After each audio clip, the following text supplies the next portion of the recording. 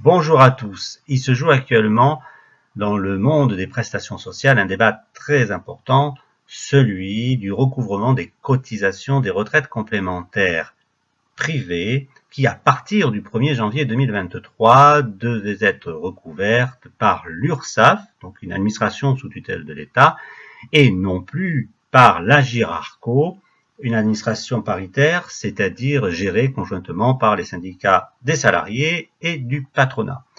Mais face à l'opposition politique, bien sûr, mais surtout syndicale, tant des salariés que des syndicats patronaux, l'État a dû reculer d'1 an.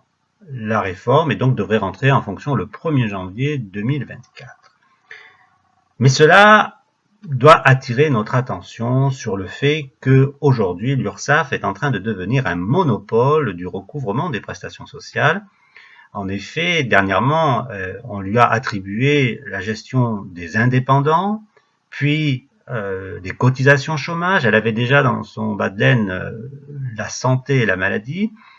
Et on voit que avec l'arrivée des retraites complémentaires privées, l'URSSAF va devenir un monopole du recouvrement des prestations sociales, ce qui donne un pouvoir considérable à l'État. État qui, dont je vous rappelle quand même, est endetté, même surendetté, puisqu'il emprunte plus de 4 mois de son budget, et que dernièrement, le FMI a quand même appelé à l'assainissement des finances publiques françaises, donc je vous renvoie à ma vidéo qui traite de ce sujet, mais qui signifie grosso modo à une réduction des dépenses. Et on sait déjà, par exemple, que les prestations chômage risquent de baisser de 25%. Cela doit aussi nous alerter parce que l'URSSAF est une administration qui est finalement très peu contrôlée par les citoyens. On a très peu de regard finalement sur ce qui s'y passe.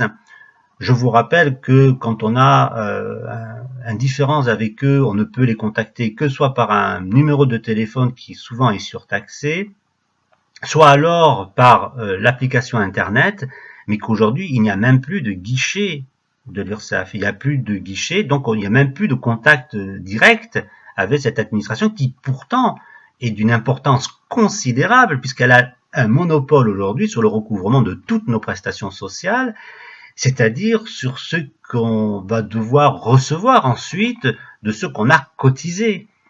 Et malgré son importance, on voit comme une ombre qui plane sur cette administration et un regard très faible des citoyens, bientôt un regard aussi très faible des syndicats et des partenaires sociaux, et donc une mainmise complète de l'État sur le devenir social de notre pays. Et pourtant, je vous rappelle quand même que ces prestations sociales ne faisaient pas partie à l'origine du budget de l'État, étaient quelque chose qu'avaient créé les salariés et le monde du travail, et que c'était de l'argent cotisé qui devait revenir aux personnes qui ont cotisé, y compris aux familles, pour les aider dans leur quotidien.